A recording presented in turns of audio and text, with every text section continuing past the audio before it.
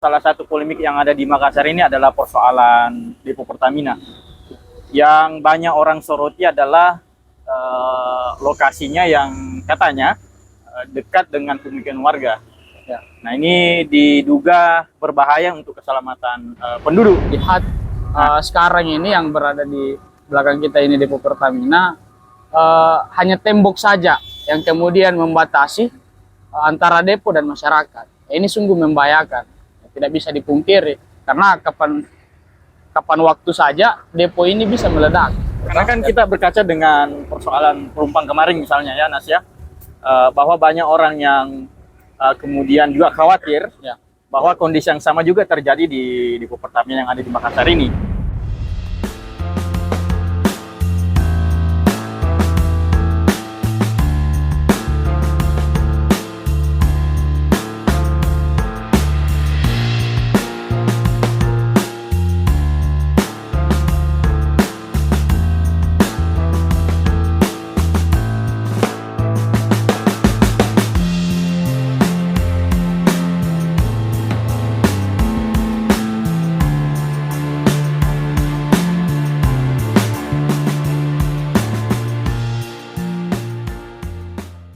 Ya, bismillahirrahmanirrahim.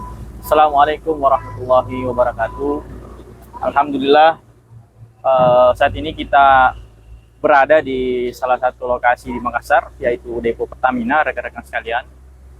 Sekarang kita bersama salah satu aktivis dari Ikatan Mahasiswa Muhammadiyah, biasa disebut NAS ya, Syafruddin. Siap, Mas Dodi. Jadi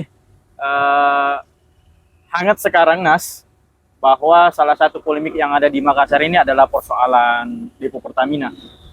Yang banyak orang soroti adalah lokasinya yang katanya dekat dengan pemukiman warga.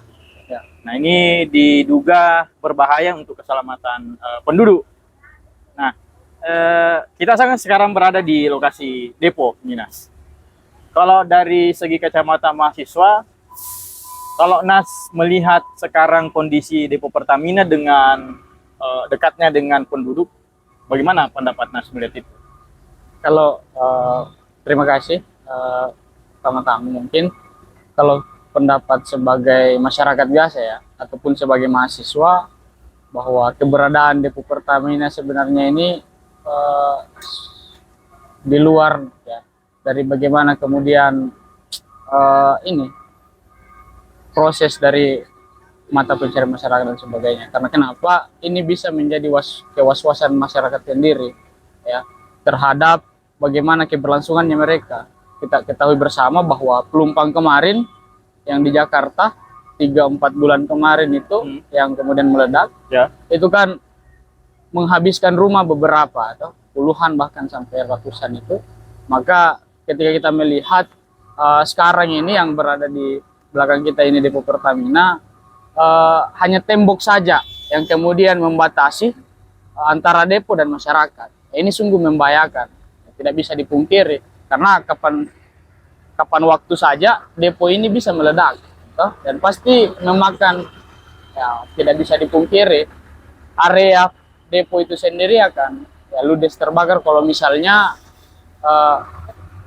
terjadi seperti yang ada di Pelumpang misalnya, gitu kan. Oke. Apakah memang ada pesan? Karena kan kita berkaca dengan persoalan pelumpang kemarin misalnya ya Nas ya, bahwa banyak orang yang kemudian juga khawatir Ya. bahwa kondisi yang sama juga terjadi di depo Pertamina yang ada di Makassar ini, yang sekarang tidak tempati. Ya. Nah, apakah ada memang instruksi dari pemerintah terkait sekaitan dengan persoalan ini, atau seperti apa yang Nas ketahui? Oke, kalau misalnya yang persoalan depo Pertamina yang ada di seluruh Indonesia ini, itu sebenarnya sudah diinstruksikan oleh Pak Presiden. Itu lewat bagaimana wawancaranya pada saat beliau mengunjungi Pelumpang itu kemarin. Oke. Jadi Pak Presiden mengatakan bahwa semua depo Pertamina yang ada di seluruh Indonesia ini itu akan diaudit dan akan diperiksa. Oke. Ketika masih ada depo yang kemudian berada dalam kawasan masyarakat, itu kemudian harus dipindahkan, ya, dipindahkan untuk bagaimana kemudian kita persoalan menyangkut persoalan hidup masyarakat di situ. Jadi Bapak Presiden itu menawarkan dua solusi. Yang pertama itu bagaimana depo ini harus dipindahkan, ya. Kemudian yang kedua adalah bagaimana kemudian masyarakat dipindahkan dengan catatan masyarakat dipindahkan dengan layak hidup nantinya. Tapi saya rasa opsi kedua ini agak berat, karena tidak satu dua masyarakat yang mau dipindahkan. Oke, mungkin terakhir Nas, ini kan juga persoalannya adalah lokasi yang diduga sangat dekat dengan pemukiman warga. Depo ini dekat dengan pemukiman warga. Ya.